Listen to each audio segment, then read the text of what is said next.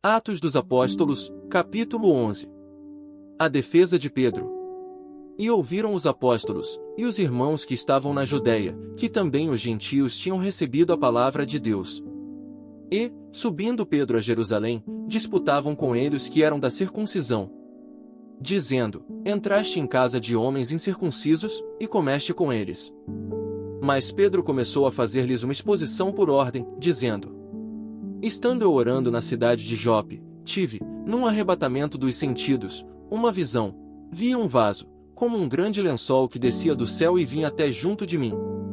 E, pondo nele os olhos, considerei, e vi animais da terra, quadrúpedes, e feras, e répteis e aves do céu.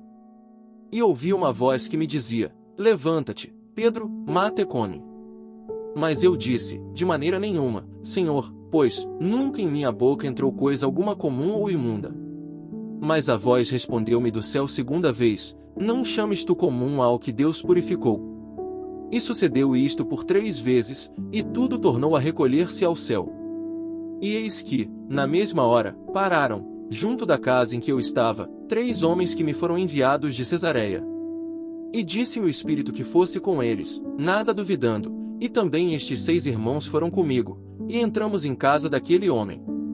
E contou-nos como vira em pé um anjo em sua casa, e lhe dissera: Envia homens a Jope, e manda chamar a Simão, que tem por sobrenome Pedro, o qual te dirá palavras com que te salves, tu e toda a tua casa. E, quando comecei a falar, caiu sobre eles o Espírito Santo, como também sobre nós ao princípio. E lembrei-me do dito do Senhor, quando disse: João certamente batizou com água, mas vós sereis batizados com o Espírito Santo. Portanto, se Deus lhes deu o mesmo dom que a nós, quando havemos crido no Senhor Jesus Cristo, quem era então eu, para que pudesse resistir a Deus?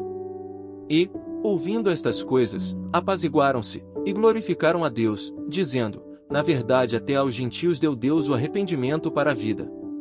E os que foram dispersos pela perseguição que sucedeu por causa de Estevão caminharam até a Fenícia, Chipre e Antioquia, não anunciando a ninguém a palavra, senão somente aos judeus. E havia entre eles alguns homens chíprios e cirenenses, os quais entrando em Antioquia falaram aos gregos, anunciando o Senhor Jesus. E a mão do Senhor era com eles, e grande número creu e se converteu ao Senhor. E chegou a fama destas coisas aos ouvidos da igreja que estava em Jerusalém, e enviaram Barnabé a Antioquia. O qual, quando chegou, e viu a graça de Deus, se alegrou, e exortou a todos a que permanecessem no Senhor, com propósito de coração. Porque era um homem de bem e cheio do Espírito Santo e de fé. E muita gente se uniu ao Senhor. E partiu Barnabé para Tarso, a buscar Saulo, e, achando, o conduziu para Antioquia. E sucedeu que todo um ano se reuniram naquela igreja, e ensinaram muita gente, e em Antioquia foram os discípulos, pela primeira vez, chamados cristãos. E naqueles dias desceram profetas de Jerusalém para Antioquia. E, levantando-se um deles, por nome Ágabo, dava a entender pelo Espírito, que haveria uma grande fome em todo o mundo, e isso aconteceu no tempo de Cláudio César. E os discípulos determinaram mandar, cada um conforme o que pudesse, socorro aos irmãos que habitavam na Judéia. O que eles com efeito fizeram, enviando aos anciãos por mão de Barnabé e de Saulo.